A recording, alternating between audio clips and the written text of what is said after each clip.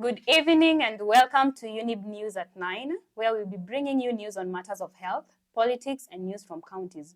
Now concerning health, CS Aden Duale has today moved to suspend 40 health facilities over allegations of defrauding the Social Health Authority.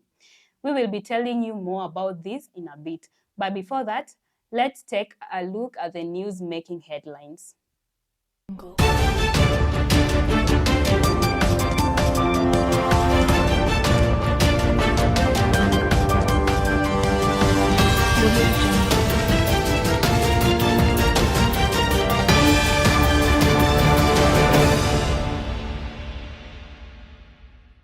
We need a body of experts from the churches that we have who are well formed, who can draft the code of conduct to regulate the activities of our churches. Otherwise, we end up with another shakahola.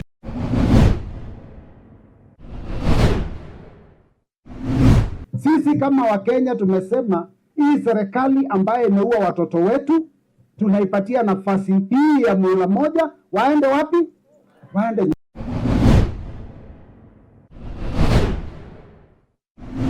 Again, he is continuing to break the law, and we will deal with him, and we will deal with him very well.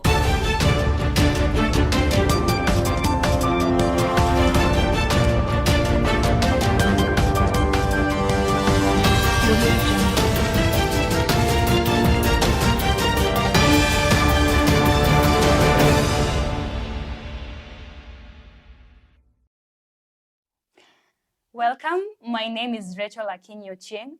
Now onto our first story tonight. Health Cabinet Secretary Aden Duale has today moved to suspend 40 health facilities over allegations of defrauding the Social Health Authority. Speaking at the ministry headquarters in Nairobi, he said that these facilities will not receive any benefits from SHA. At the same time, Duale also asserted that 12 medical practitioners drawn from Nairobi, Bungoma, and Kilifi are under probe for duping SHA.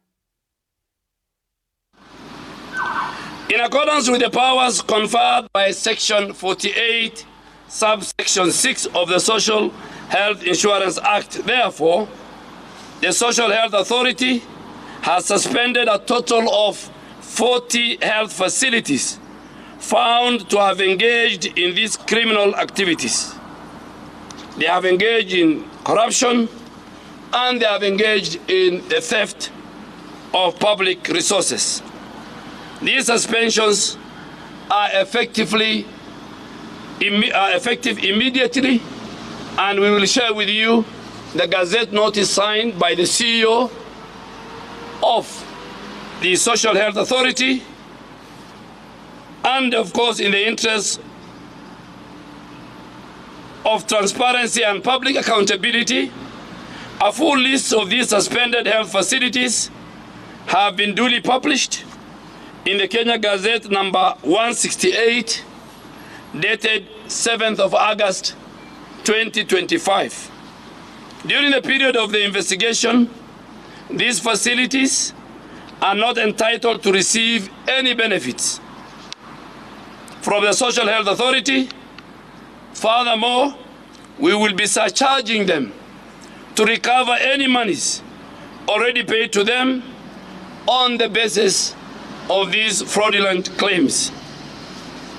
Our digital system and the forensic audit further identified several health professionals who have been directly involved in these criminal schemes.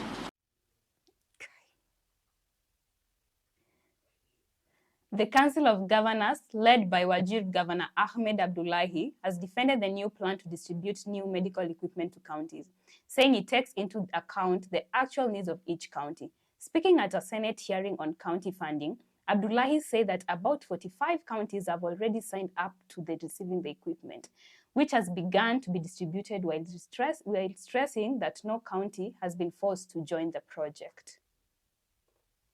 NES provides the equipment you want. They are able to service the equipment, but then maybe you can tell us about the revenue sharing, because there has been complaint that the revenue sharing model is not favorable to counties. Maybe they take more than they should take. proxy negotiation rights to the Secretariat staff of the Council of Governors. We even brought in a few experts from a few of the counties. It's on the certain critical machines that probably the counties are feeling more is going to the vendor. But when you look at the vendor's argument also is those are machines that are very, very expensive. And if the traffic, the volume of transactions in terms of number of services offered is not sufficient, then the vendors themselves may actually make losses on some of the machines. So it's not a standard percentage, and I don't remember all the percentages of it, but it's different percentage for different machines. But overall, for a full council meeting to have accepted, the governors must have processed and said, then it's fair. The challenge is now coming from our own staff, because our staff are used to the old mess arrangement where machines were delivered and we were charging for those machines and taking all the money. Some evangelical church leaders are now pushing for the formation of a special board that will bring together key figures from government and churches in the country to provide a strong direction for action. According to a meeting of the leaders in Nairobi, some of them have put forward false beliefs, insisting that the government must intervene to save Kenyans who are falling into their traps. It's a high time we have a code of conduct. We have established churches, mentioned like the Catholic, the Anglican, and some others. But how do you regulate them? How do you regulate other churches? There should be a common code of conduct, Africanized, contextualized in our Kenyan situation. And who can do that? We need a body of experts from the churches that we have who are well formed, who can draft the code of conduct to regulate the activities of our churches. Otherwise, we end up with another shakahola. The first proposal is that before we allow any church to start, we must regulate, we must do the background checks to find if it's an authentic church. Of course, that one is opposed by the churches, with the churches. Why? Because if it's regulated, then we will be killing what is the background, accumulation of wealth. The church has become business, and that's why to regulate has become a problem. Otherwise, people like Mackenzie could have not started. They are there thriving. And when the government comes to emphasize the regulation of our churches, who opposes is us, because they have prevented our source of income. The church has been given mandate by God to oversight leadership, and one of the things that we are doing here is to equip pastors so that they can have the authority to go out there in their communities, in their villages, to provide quality leadership that brings change, leadership that brings big impact. Now we're at a point whereby the pastors, our pastors, even bishops, play the second role to the politicians. In other words, pastors and bishops cannot stand to advise the politicians. They're the politicians who are advising the pastors. And that's a weakness in the country. We need to be influencers and change to inspire and drive impact from a position of the Bible and not any other space. And so when we have politics involved, when we have issues, matters pertaining anything political, the church should take a stand on what the Bible says and how it addresses any issue, regardless of culture. The Bible stands tall. And so a biblical view, a biblical perspective should be the focus of the church. Opposition leaders now say they have the power to unseat President William Ruto in the 2027 general election. Led by Nyandarua Senator John Medhu, the leaders say the vote from Mount Kenya region that helped Ruto win the 2022 election could now be used against him. The leaders also escalated their war of words, with the president accusing him of luring Kenyans with false promises.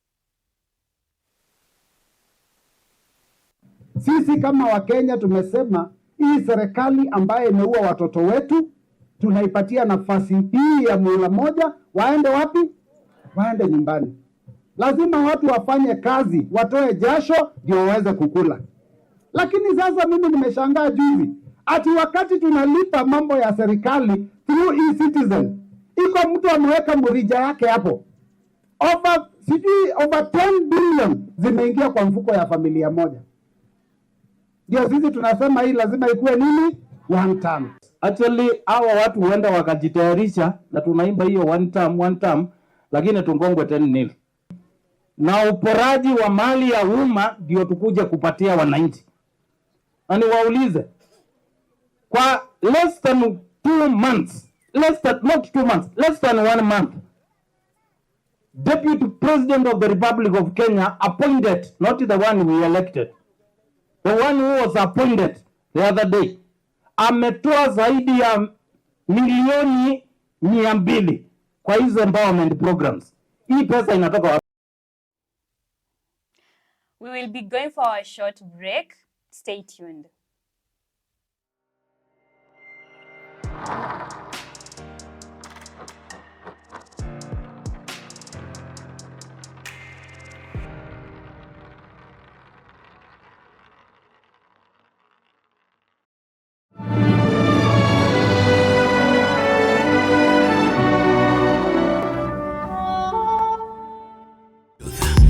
Ever the best. Hallelujah.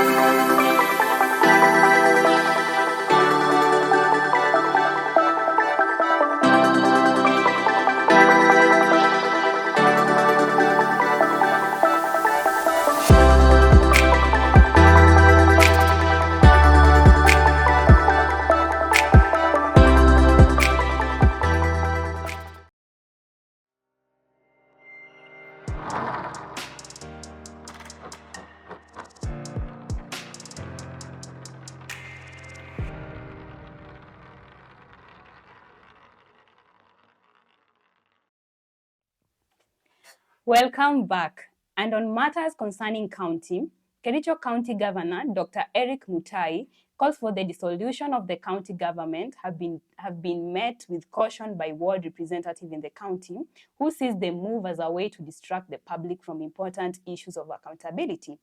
This comes after the MCAs led by Sigowet Ward MCA Kiprotich Rogony tabled a fresh impeachment motion on Wednesday against the governor.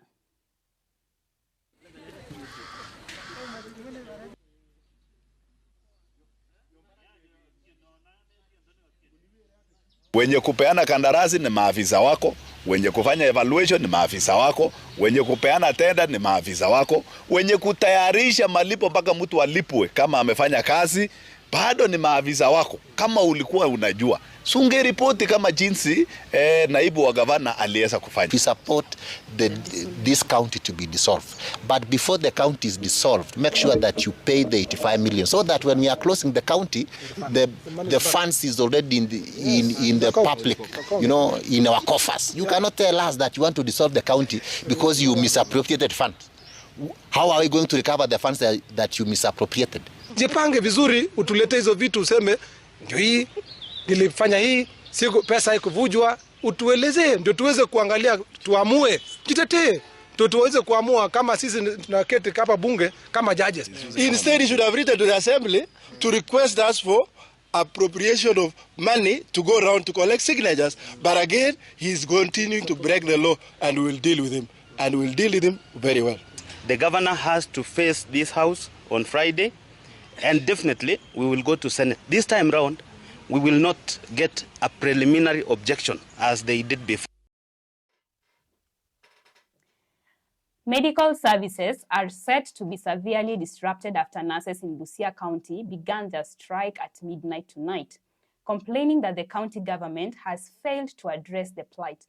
Speaking outside the Busia Referral Hospital, led by the Nurses Union Secretary General James Emusugut and Deputy Chairperson Sharon Anyango, the nurses accused the county government under Governor Paul Otuoma for ignoring their grievances, including the shortage of nurses and lack of remittance in the money they are being deducted.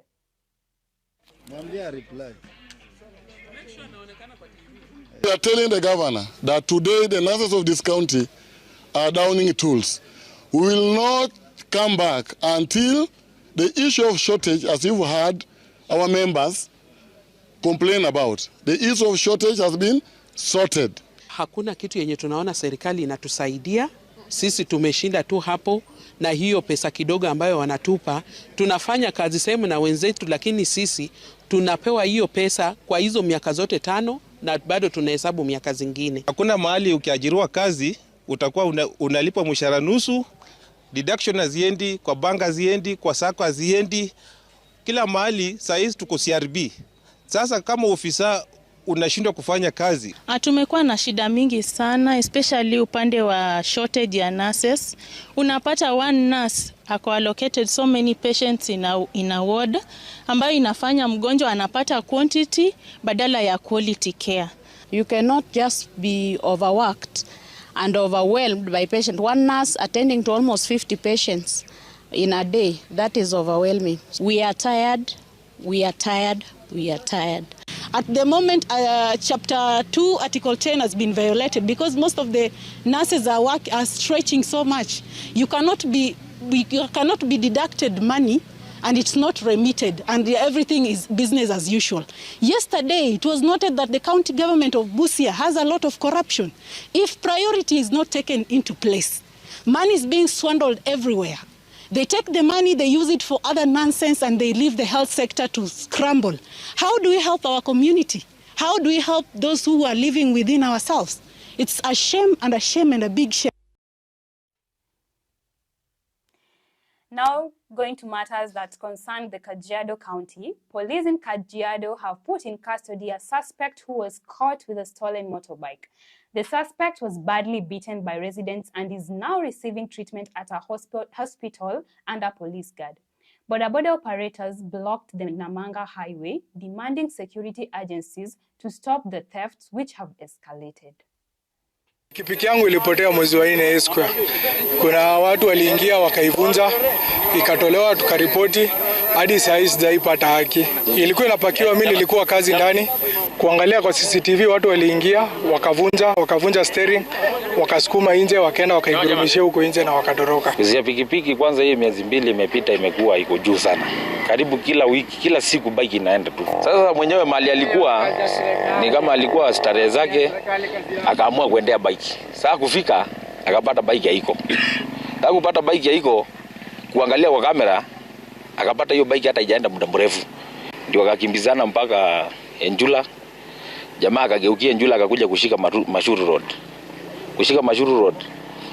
Ajui barabara Mashuru kama pale mbele kuna bumps na hiyo kona. Si ndio akapiga hiyo bumps kwa hapo na hiyo kona.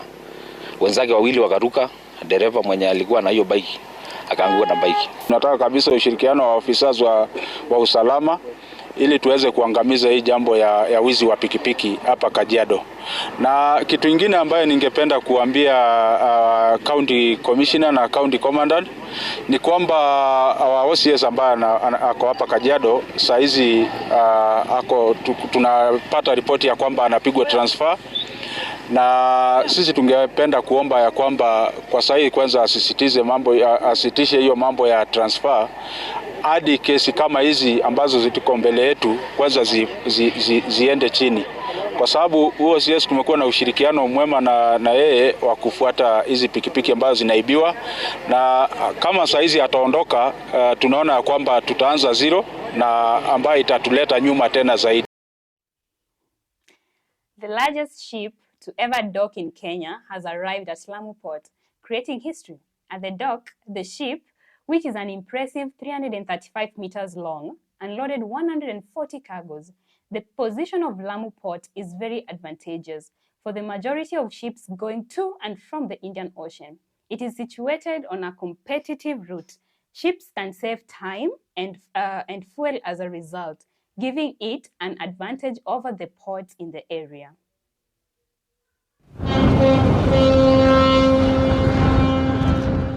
Leo ni siku ya kihistoria. Tunajivunia kwamba historia ya Kenya, upande wa bandari na upande wa shipping, leo tumeingia ukurasa mpya kwa sababu tumeweza kuleta meli ambayo haijawahi kuingia bandari yoyote katika bandari za Afrika Mashariki.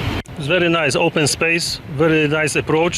We don't need to find the space, whatever, and it's not congested like other ports. So for me, it's very good time to go here, and I hope in the future our company will be also taking consideration to make next calls here.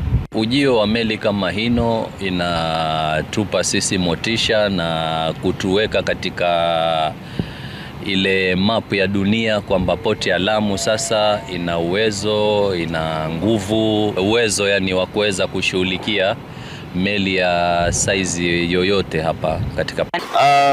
Nafikiri connectivity ni muhimu, ndio hii poti yetu pia iweze kufanya kazi vizuri, kwa sababu tulivyoanzisha huu mradi wa LAPSSET kama nilivyosema mwanzo, this is like a full package.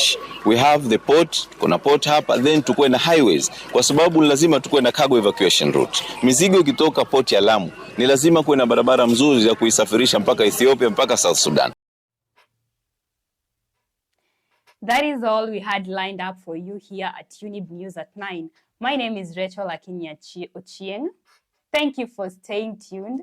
Have a lovely evening. Till next time.